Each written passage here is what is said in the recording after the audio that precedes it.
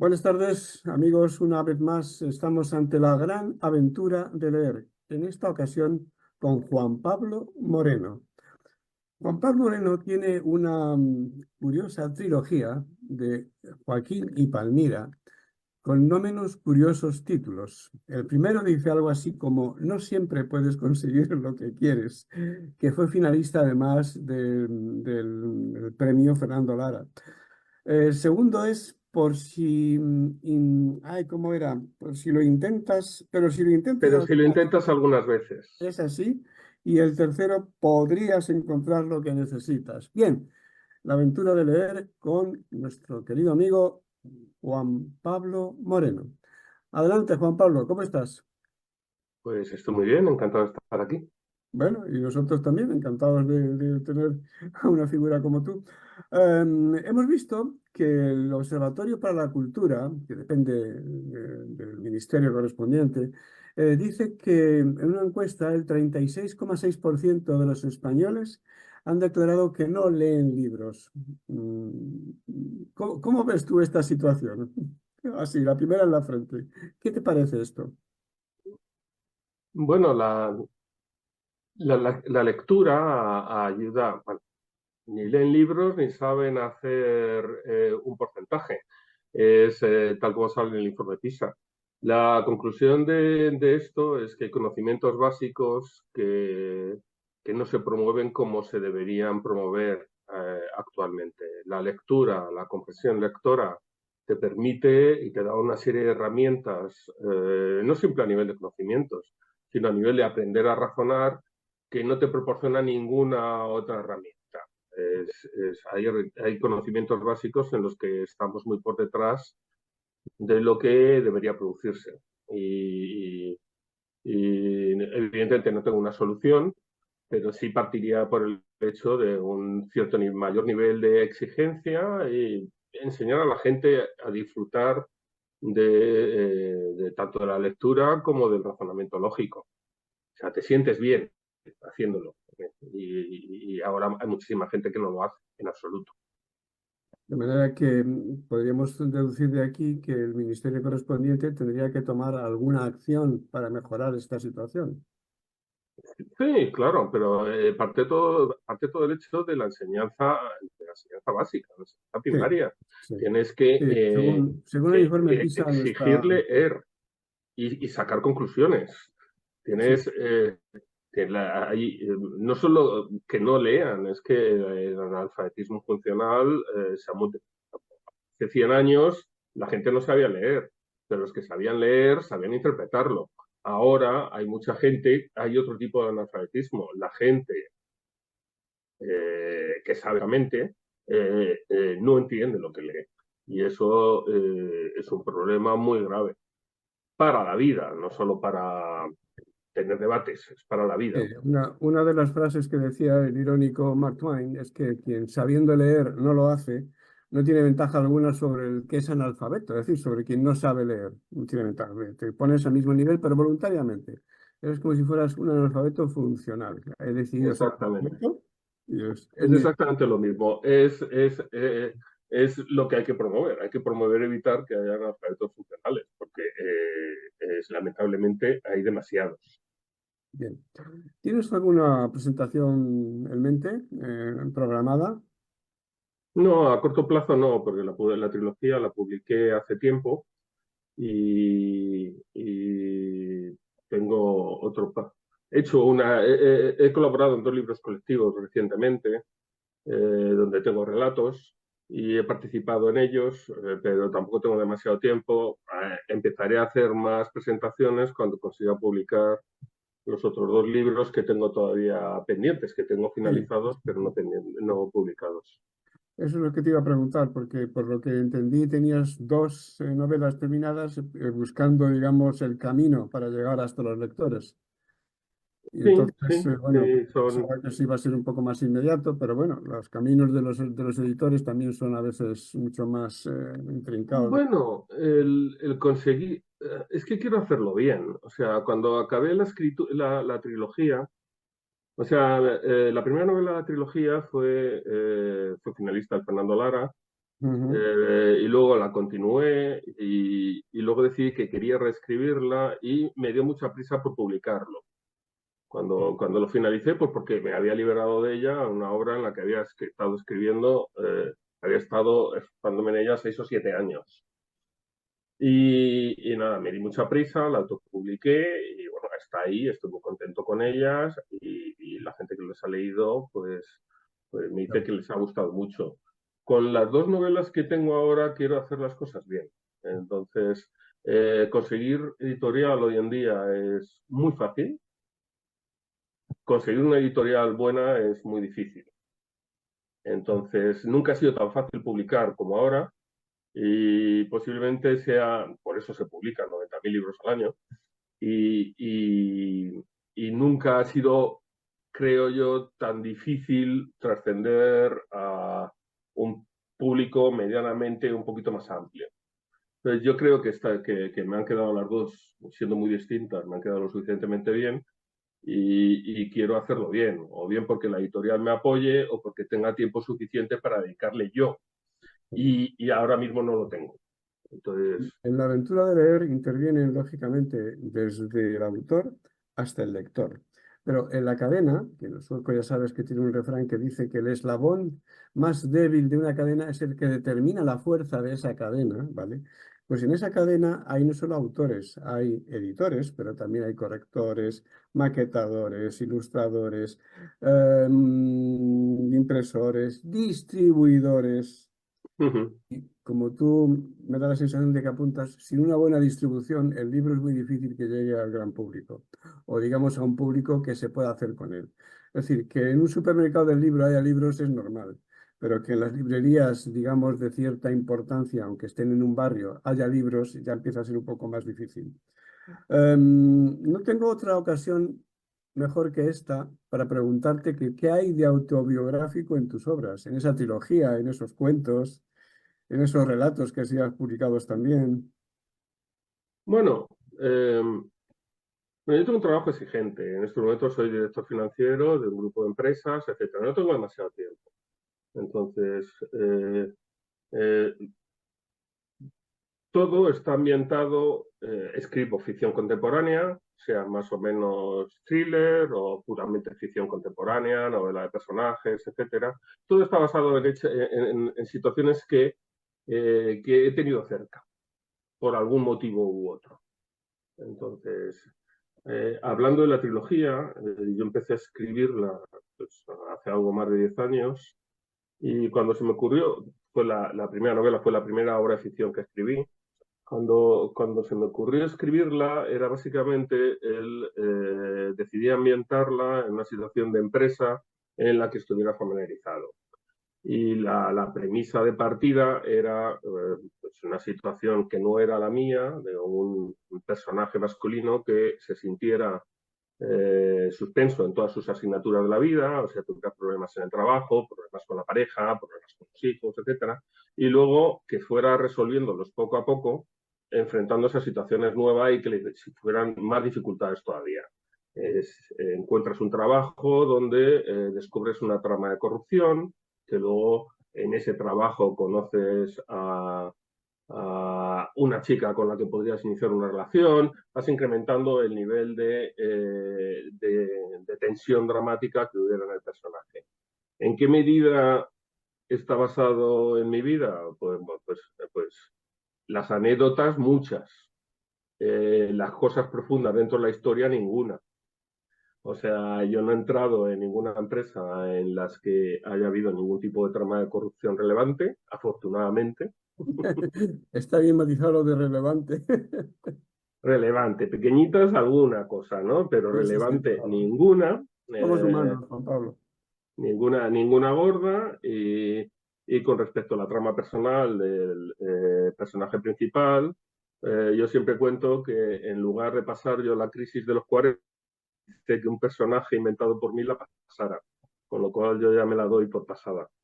Entonces, la historia real, nada, las anécdotas, muchísimas. O sea, es en la primera novela, hay muchísimas cosas que están basadas y si hay una reunión, hay una cena de negocios, hay una reunión, etcétera, muchas están basadas en cosas que realmente me pasaron a mí.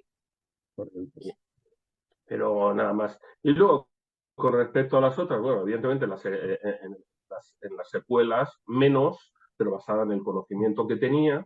Y en las otras dos novelas que tengo publicadas, vuelve a ser una situación similar. O sea, está basada la novela se titula Herencia y está basada bueno, es la historia de un personaje que sufre trastorno bipolar y mi padre lo pasó. Entonces, no tiene nada que ver con la historia de mi padre y de mi madre, pero es algo que conozco, con lo cual lo podía plasmar en situaciones distintas. Y luego la última está ambientada en el sector editorial. La idea inicial se me ocurrió mientras estaba en la ceremonia de entrega del premio Fernando Lara, y cuando estaba volviendo del AVE de Sevilla, dije, oh, aquí habría una buena historia de intriga del estilo de Agatha Christie, con todos los En finalistas el ahí. AVE. Sí, yo estaba en el AVE y dije, Vamos al... estaba contando por WhatsApp a mis hermanos, oye, les voy a contar mi experiencia. Y cuando la finalicé y la envié, y me dijeron, joder, qué gracioso. Y Muy dice, bueno. pues sí, qué gracioso, sí. Y me apunté como idea, y eso fue hace ya 8 años, me apunté como idea la posibilidad de decir, oye, aquí saldría una novela de intriga fascinante, de algo que no está escrito. O sea, Sí, novedoso. eh, y nada, y esa pues es la anécdota. Evidentemente, yo no tengo nada que ver con el sector editorial, más que soy autor y alguna experiencia he adquirido en este último tiempo y lo he plasmado en una novela de intriga. Y siempre hay algo, pero son anécdotas, nada realmente que me atanga, que sea realmente personal para mí. Mira, una pregunta que te habrán hecho un montón de veces es ¿por qué esos títulos, por qué esos personajes, por qué esos nombres? ¿Cómo se te ocurre escribir o cómo te sientes escribiendo en primera persona como narrador omnisciente de alguien que no eres tú, etcétera, etcétera, etcétera? Esto te lo he preguntado ya montones y montones de veces, pero si quieres opinar al respecto, yo estoy encantado de oírte. Sí, bueno, los títulos es algo que a veces los tienes muy claros desde el principio. En herencia estaba clarísimo porque quería hablar de la herencia que tiene un hijo que tiene miedo de sufrir la misma enfermedad de su padre, cosa que a mí eso personalmente sí me pasó. O sea, si tu padre tiene una enfermedad mental, pues es algo que se te plantea. Es muchísimo más amplio que eso, pero sí que estaba el origen en eso. En la trilogía se me presentaban dos opciones. La trilogía tiene dos tramas principales. Una es la trama de corrupción, la trama de intriga ambientada en el Ujú. sector empresarial, y otra es la trama personal de los dos protagonistas, Joaquín y Palmira, que voy alternando a lo largo de la historia. Y al final opté por esta última, por la trama personal, que de hecho es la que más me interesaba. O sea, toda la parte de intriga empresarial, yo creo que me ha quedado muy bien, pero a mí lo que me gusta es el desarrollo de personajes. Y en ese sentido, hay una canción de Rolling Stones que siempre me llamó la atención, la historia. O sea, el estribillo. La historia es una historia de drogas, que no tiene nada que ver, pero el estribillo siempre me ha llamado la atención. You can't always get what you want, de Let It Bleed del 69. Y es que el estribillo es fantástico. Dice, no siempre puedes conseguir lo que quieres, pero si lo intentas algunas veces, podrías encontrar lo que necesitas. Y joder, es un lema fabuloso y que encajaba como un guante en las tres partes de la historia que contaba. En la primera novela, los dos llegan a la conclusión de que lamentablemente no pueden conseguir todo lo que quieren. En la segunda, intentan seguir buscando, porque así es la vida. Y en la tercera encuentran lo que necesitan, que puede ser que estén juntos o que no estén juntos, pero es lo que necesitan. Y resume la trama personal de los dos protagonistas, me pareció que encajaba como un guante. Y bueno, poner como título de tres novelas tuyas el estribillo de una canción de los Rolling es una idea fabulosa, fabulosa. Hombre, y si pagar royalties, y si pagar Sí, derechos de claro, autor, vamos a, claro, esto es derecho a cita, está no, muy bien. no necesitas pagar royalties por eso. No, no, en absoluto, ya lo sé. Una cuestión, a ver, en estas tres novelas de la trilogía, ¿es imprescindible leer las tres para entender la trama o se puede leer de forma independiente? Esa es una pregunta que te devuelvo porque me lo has hecho tú a mí también, por eso te la devuelvo. Sí, no, ayuda, pero cada una es autoconclusiva. A mí no me gustan las cosas, o sea, no me gusta la serie de televisión que una temporada acaba con un cliffhanger y no te ha resuelto nada. O Claro, sea, en mis novelas en las tres novelas, hay un inicio, un desarrollo y un desenlace que deja unos flecos abiertos para un posible futuro, porque la vida sigue. porque la vida sigue. Pero podría acabar así, o Mm, sea, tiene una resolución absoluta. En la primera es, después de una serie de historias, la trama de intriga podría estar completamente resuelta, quedándose en el nivel local, en una filial de una multinacional en España, pero ujú. se sospecha que podría haber más a nivel internacional. Eso en cuanto a la trama de intriga. Y en cuanto a la trama personal, se podría dar por cerrado que pues se han separado y no van a volverse nunca, a ver nunca. Acaba finalmente. La segunda es una situación distinta, pero también de la misma manera. Finaliza por completo. Y solo puede, con unas posibilidades de que pueda surgir. O sea, pero finaliza la historia. Se puede leer también en desorden. Yo no lo recomiendo, pero no, como no recomiendo ver las películas del Padrino en Sí, desorden, uno, pero dos, cada tres. una funciona por completo. Independientemente, tienes toda la razón. Decía nuestro querido poeta romántico don Mariano José de Larra que escribir en España, bueno, él decía en Madrid, porque realmente escribía en Madrid para el español, pero decía que escribir en España es llorar. ¿Tú escribes para llorar? ¿Tú por qué escribes? No, yo no lloro en absoluto, yo disfruto un montón. O sea,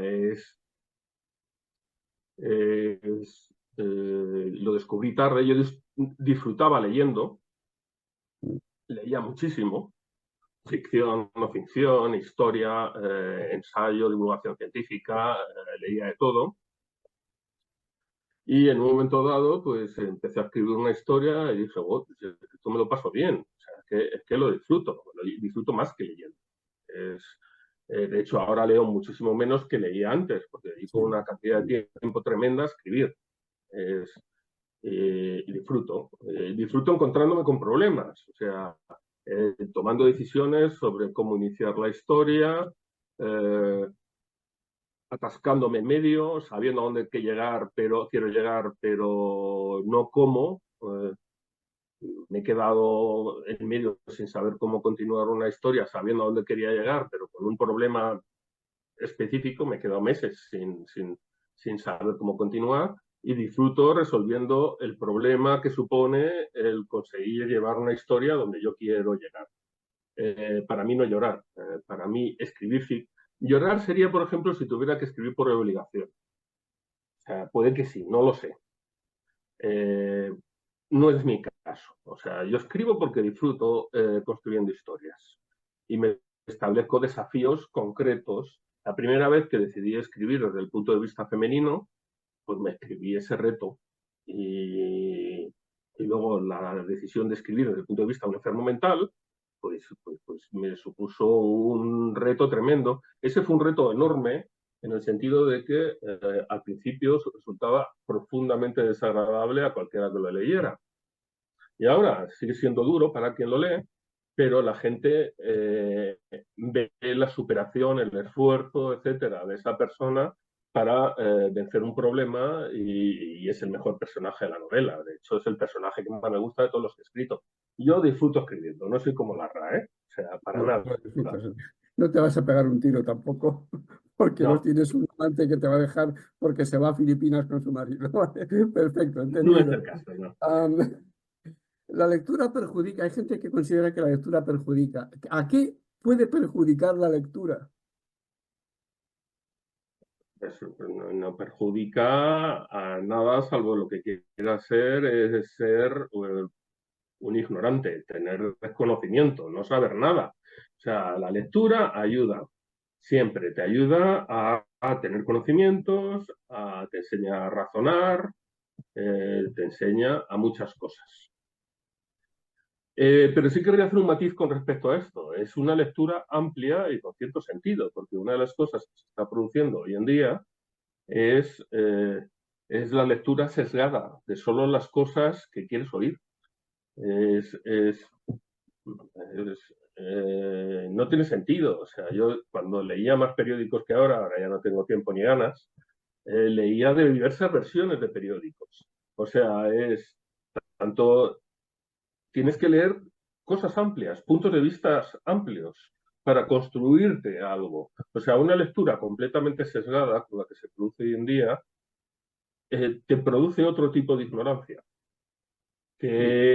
y no recomendable. Y eso es malo. Ahora hay muchísima más gente que lee hace 100 años, no tengo la menor duda, aunque hay muchos analfabetos funcionales, pero hay muchísima gente que solo lee 3 cosas una y otra vez. Además, lo mismo, una y otra vez. Es lectura dirigida a adoctrinante, en realidad. No. Sí. Bien, vamos a dejarlo ahí, porque es un terreno súper resbaladizo. Me encanta tu ejercicio de convertirte en escritor omnisciente en primera persona de una mujer, de un de lo otro, de no sé qué. Me encanta, porque es una situación difícil.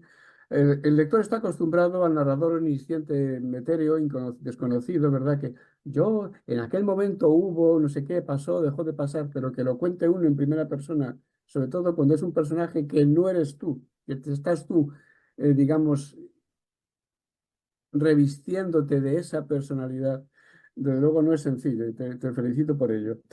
Am, en esos relatos sorprendentes y demás, estos relatos que tienes sorprendentes, misteriosos y demás, ¿qué nos puedes leer? Quizá alguno que no sea muy largo. Bueno, son de 3.000 palabras, o sea, largo, es un ratillo. O sea, pero vamos, el relato que escribí aquí y que publiqué está en Relatos inquietantes, misteriosos y sorprendentes. Es un relato que escribí hace mucho tiempo, mientras estaba buscando trabajo. Ujú, Y bueno, estar buscando trabajo pues en las redes sociales, por supuesto. ujú. Y, y me pareció una cosa que me llamó la atención. Es de repente estaba yo en LinkedIn mirando, buscando ofertas, y me apareció gente que podrías conocer. Y aparecía yo, Tú mismo. Juan Pablo Moreno. Entonces me dije, anda, la leche. Y esto es una de las cosas que pasa en la mentalidad de quien de repente empieza a escribir ficción. Te pasan cosas y te llaman la atención de una manera peculiar. Al día siguiente me volvió a aparecer gente que podrías conocer, Juan Pablo Moreno, conecta con Juan Pablo. Y Conócete a tú. dije, qué cosa más rara. Entonces dije, pues nada, pues decidí en un momento dado, hace años ya, escribir un relato que fuera como una puerta a otro mundo, o sea, mundos paralelos. O sea, de repente conectas con alguien que en realidad eres tú. O sea, esto debe de ser un error, pero bueno, también lo que me pasó aquí es que en esto intentaba borrar el perfil, no podía borrarlo, no había manera de borrar al otro Juan Pablo Moreno que había trabajado en el mismo sitio que yo hacía unos años. No había manera de borrarlo. Hasta contacté con LinkedIn para decirles, oye, ¿cómo borro este perfil? Y no me respondieron. Y dije, pues esto es como una historia de terror, me va a acosar toda la vida. No le daba ninguna importancia, pero sí se me ocurrieron 2 relatos para escribir. Uno de ellos es, eh, es este. Y te puedo leer los 2 primeros párrafos y es gente, el personaje evidentemente no es Juan Pablo Moreno, es una chica alemana que se llama Marta Strauss y empieza, gente que podrías conocer. Erta Strauss, Marketing y Publicidad en agencia Publibest TCL. Conectar. Y luego, narrando en primera persona, es lo más peculiar que le ha pasado. No, está narrado en tercera. Es lo más peculiar que le ha pasado en su vida. Erta mira con absoluta perplejidad la pantalla. No puede ser. Erta Strauss, ese es su nombre. Marketing y publicidad. A eso se dedica. Agencia Publibest, su lugar de trabajo de hace 13 años. Y ahí está, según LinkedIn, la primera de la lista de la gente que podría conocer desde hace una semana. Si no fuera porque la cosa le resulta graciosa, podría empezar a ponerse nerviosa. A partir de ahí es tiene la tentación de conectar y fue una muy mala idea. Muy Entonces, interesante, muy interesante. La verdad, es- inquietantes, las tres historias inquietantes. Y luego tienes como una especie de canto a la amistad, si no me equivoco. sí, este es un libro de no ficción, pero yo he escrito una historia que, bueno, en realidad es un Algo relato así de como ficción. 15 miradas a la amistad. Esto es, bueno, yo me apunté a un curso, por dos motivos, a un curso de funcionamiento del sector editorial para ayudar a conseguir editorial de una manera mejor que simplemente mandando manuscritos. Y también que me podía servir para las novelas que estaba escribiendo y también como documentación para la novela de intrigas sobre el sector editorial. O sea, tenía dos objetivos. En ese sentido, he cumplido todos los objetivos al máximo. O sea, me ha servido una documentación real sobre cómo funciona el sector editorial y lo he utilizado para la escritura de esta novela. Y en estos, pues de ahí vienen los dos libros colectivos, de gente que se apuntó a estos cursos. El otro, 15 miradas a la amistad, es uno que es una serie de Arcopress, que ha habido 15 miradas al amor, 15 miradas al no sé qué, ha habido varias, que son 15 relatos de no ficción, ensayos sobre experiencias sobre un concepto básico. En este caso es la amistad. Entonces, cuando surgió el tema, yo tenía como referencia una posibilidad en su momento de desarrollar como una novela que bueno, les pregunté que si luego iba a poder desarrollar la novela si me apetecía y me dijeron que sin ningún problema, por supuesto, cosa que ya sabía, y dije, bueno, entonces escribo un relatito cortito. Se llama El Pacto y es básicamente, yo creo que es de una actualidad súper vigente, porque si la premisa principal de este relato es si se puede ser amigo de alguien que tenga una ideología contraria a la tuya. Entonces, esto que ahora parece más difícil que nunca, yo tengo una anécdota muy pequeñita de mi abuelo en la guerra civil, donde mi abuelo iba a ser fusilado y una persona de los que estaban en el pelotón de fusilamiento, que evidentemente era de la facción contraria Por supuesto. a donde estaba mi abuelo, por circunstancias de la vida, le señaló y dijo, quitar a esa persona de ahí, que es un amigo y una buena persona. Y le apartaron y salvó la vida. Y esa cosa, que es una anécdota que dices, pues quien le salvó la vida a mi abuelo, le debía considerarse suficientemente amigo de mi abuelo para hacerlo. Entonces, ante una situación así, simplemente construyo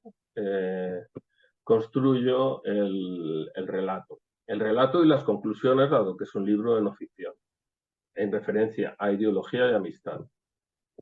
Y bueno, yo he trabajado en ámbitos muy distintos, en sectores muy distintos, en sitios muy conservadores y en sitios muy progresistas. Tengo amigos de todas las ideologías y creo que es algo que debería valorarse más de lo que se hace actualmente. Yo estoy muy de acuerdo contigo y con tu concepto y te digo que sí, que efectivamente se puede tener amistad con tener ideología diferente. De hecho, yo tengo un soneto que empieza así. Dos amigos no necesariamente tienen que estar de acuerdo siempre en todo. Decir siempre amén nunca es el modo de poner en armonía cuerpo y mente. Y luego sigue, como todos los sonetos, ¿verdad? Hasta cumplir 14. Pero viene a decir que efectivamente es eso. Tú piensas, yo pienso, déjame pensar, déjame sentir a mí, yo te dejo sentir a ti, respétame, yo te respeto y punto. Yo tenía un amigo que decía que para ser amigo realmente tienes que joderte cuando se joden tus amigos. Porque para jiji, jaja, valemos todos. Pero no es justo que nos riamos juntos, pero que llores tú solo. Eso lo decía un gran amigo de Toledo y que ya murió. Y no lo he olvidado en mi vida. Me parece que tenía toda la filosofía de la amistad resumida en esa frase. No es justo que nos riamos juntos y llores tú solo. Eso es un amigo. Nos queda Es ya poco bueno. tiempo para terminar. Dime, vamos a ver, ¿por qué consideras que las vías, los puentes, las pasarelas que tienen tus probables y posibles y tus candidatos a lectores para acceder a tu obra es la adecuada o cómo la podríamos mejorar? Bueno, ahora que estoy en contacto con varios cientos de escritores de mi estilo, o sea, sin una gran campaña por detrás, he visto el esfuerzo que hacen. No te digo que yo no lo vaya a hacer en el futuro, ahora no tengo tiempo para hacerlo. O sea, evidentemente mis obras están en mi página web, juanpablomoreno.com.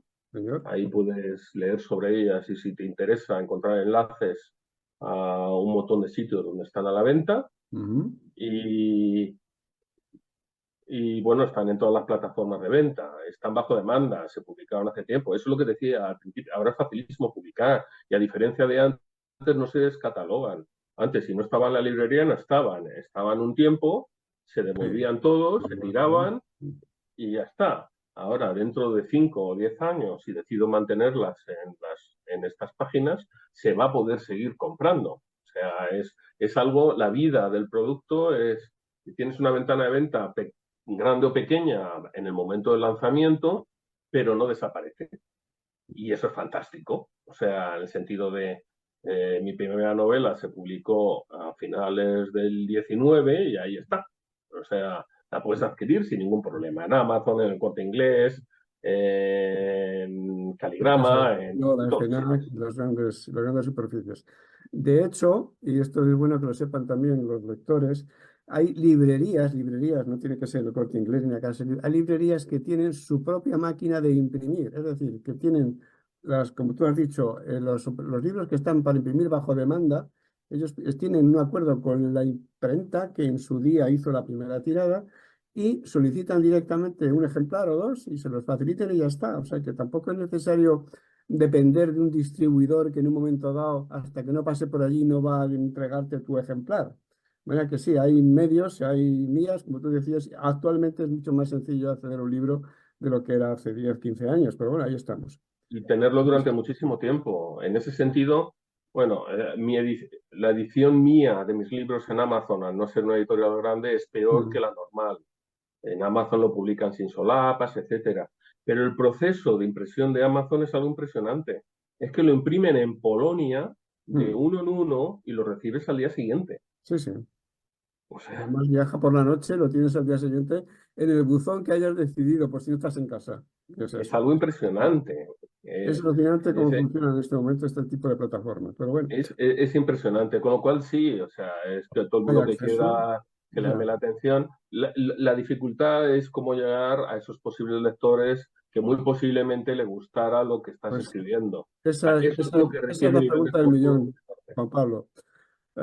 Aparte de felicitarte por tu santo de ayer, por el inefable San Gracias. Juan, sus grandes hogueras, la última pregunta que te quería hacer, que la acabas de definir tú muy bien. ¿Qué podemos hacer la cadena autor-editor para mejorar este problema, para mejorar esta situación? No lo sé.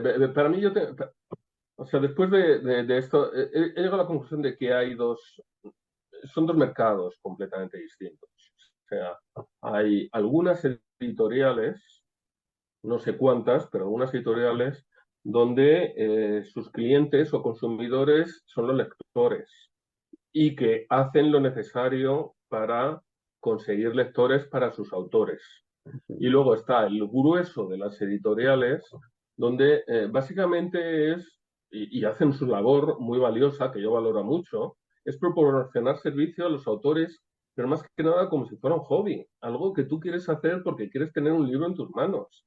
Quieres Claro. tener una buena maquetación, quieres tener una buena corrección, quieres tener una bonita portada, pero básicamente lo que hacen es conseguirte un producto del que tú puedas estar orgulloso, como puedes estar orgulloso de irte a hacer senderismo en el Tíbet, porque es tu hobby. Entonces, esa satisfacción yo ya la tengo. O sea, yo le doy mi libro a mi familia, a mis hijos, y estoy orgulloso de ella, lo paso bien y tal. Si lo que te refieres a cómo conseguir trascender a un mercado más amplio, ahí no hay un único camino, o sea, pero siempre pasa por llamar la atención de alguien que invierta en ti lo suficiente para ello. Y para eso tiene que tener medios. Y eso ya son relativamente pocas las editoriales que lo pueden hacer, que es conseguir una distribución, no sé cuál, etcétera. Hay casos, o sea, y yo conozco alguno de estos recientes, donde de repente, consiguen vender 1000 y pico con una edición pequeñita. Y 1000 y pico con una editorial pequeñita ya es una cifra considerable. Y de repente el tema o el concepto o lo que sea, o que tenga redes sociales o algo, llama la atención de un Planeta o un Random House o lo que sea. Entonces, eso es una posibilidad que puede pasar en cualquier momento. Aparte de seguir intentándolo con agentes, editoriales grandes, etcétera, y lo que haga Tilín. Pero no hay un único camino. Pero siempre pasa por un gran esfuerzo personal que hay que realizar, haciendo presentaciones, etcétera. Porque si no llegas a pasar del umbral que publicar es muy fácil, pero pasar del umbral de vender a alguien más que tus amigos es muy difícil. Y me decía un editor que cuando consigue vender 300 ejemplares de cualquier obra, se siente orgullosísimo. 300. Y parece una nimiedad, pero me dijo, tendrías que saber que el 90% de los autores venden 30, 40 libros y están tan contentos. Ah. Y Exactamente, es que es son unos eso. datos que yo no tengo y lógico que sea así. Es eso, porque dices, mira, o sea, yo tengo aquí, te puedo enseñar la lista de mis libros. Y digo, joder, estoy tan contento. Sí, O claro. sea, si por casualidad alguno de ellos en un momento dado trasciende a los pocos de los pocos centenares que he vendido, porque he vendido alguno más que no era amigo mío, sobre Ujú, todo que el primero, porque me esforcé más. En los ujú. otros, en los dos que tengo ahora, me esforzaré más aún. O sea, creo que tienen un perfil adecuado para trascender, pero pasa por mi esfuerzo. Entonces, y a partir de ahí, pues no hay un único camino. Perfecto. ¿Alguna recomendación para nuestros oyentes y lectores? Que no sean mis libros. Bueno, No sé, de libros. no, yo leo, últimamente leo cosas yo leo pocas novedades ahora mismo, salvo que me interesen por un motivo en concreto, en algo que esté escribiendo ahora. Yo leo gente que sea más o menos clásica. Yo recomendaría siempre a que la gente que leyera Philip Roth, es posiblemente mi autor favorito, y me vale como eso, La Mancha Humana o, o cualquiera de las novelas de Philip Roth son especialmente buenas. Fue Perfecto. premio Príncipe de Asturias de las Artes y no fue premio Nobel, pues porque como era americano no había que castigarle y hay que ser más variado que simplemente los americanos y se murió. Quizá si hubiera vivido más se lo hubieran dado. Bueno, todos conocemos más o menos a algún autor que ha rechazado el Nobel 3 veces, por humildad, porque piensa que hay alguien que lo merece más.